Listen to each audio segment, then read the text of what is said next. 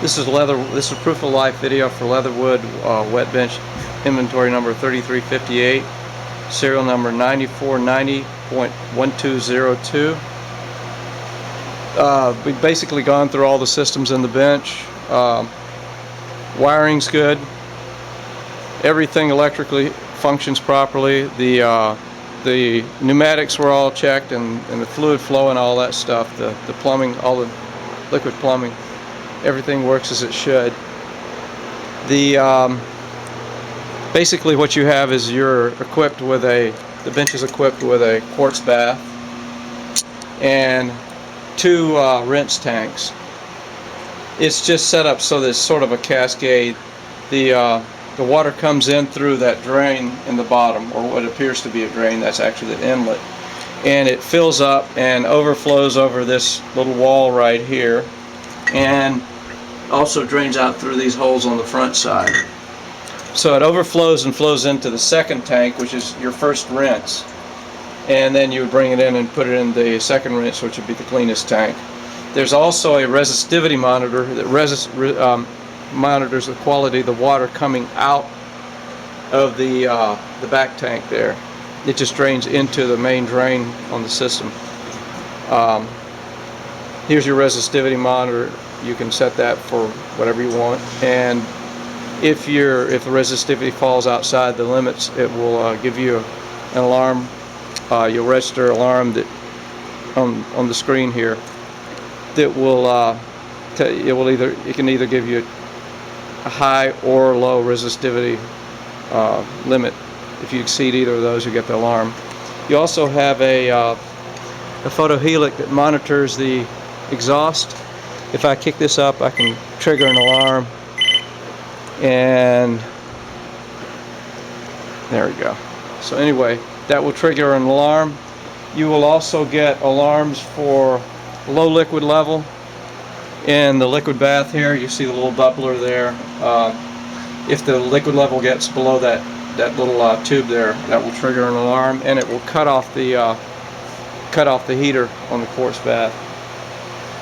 You can also get an alarm for low nitrogen pressure.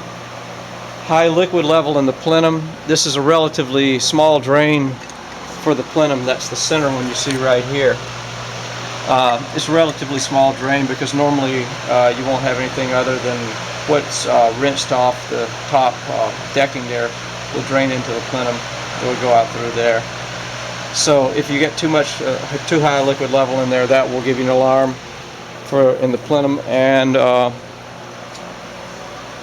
low exhaust, as I said, and low or high resistivity. So anyway, here are your controls. You have a setup screen right here where you can set the timer. It's just a timer, simple timer, and then your temperature for the tank. Some PID auto tune as well. Hit return, process. There's also a drain on this quartz bath, and the way it works is there's sort of an aspirator of sorts, but instead of siphoning out of the top of the tank, it will drain out of the bottom there. And what happens is you run city water in through this inlet here, right, through this connection, and what it does is it dilutes what's drained out through the acid drain right here. And this is your other major drain, the rinse drain right here. You also have a DI inlet and DI return, which we have capped off right there. And then you have an N2 supply right here and a valve, and CDA supply and valve right there as well. These are just capped off and not used. Anything that's not marked. It's a 220/110 supply, power supply into this disconnect right here on the back. 15 amps. EMO on the back. As you can see, you've also got an EMO on the front. This bench was retrofitted at some point with this agitator assembly. It's just run off its own power cord, as you can see, and you can adjust the speed of the agitation.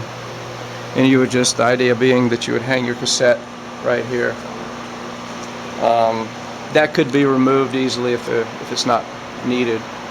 And it can also be removed to wheel this into a lab if you have a low, or a clean room if you have a low ceiling. I don't think you need to do that, but the option's there. This is the tube for your exhaust sensing, and you would just, when you hook up your exhaust, you just run this into the side. And see what else. That's pretty much it. There's no password or anything associated with the controller here. And there again, you just turn the heater on and off right here. And this would be how you would. This starts your countdown timer. When it counts down, you'll get a big red button on the screen, and you just touch it and it shuts it off. There's a couple other things like setup and alarms and process, facility, various other functions, but that's pretty much it. All in all, the bench is in pretty good shape, cosmetically and good functionally. Everything works as it's supposed to. Do a little quick walk around. Back off so you can kind of see it a little better.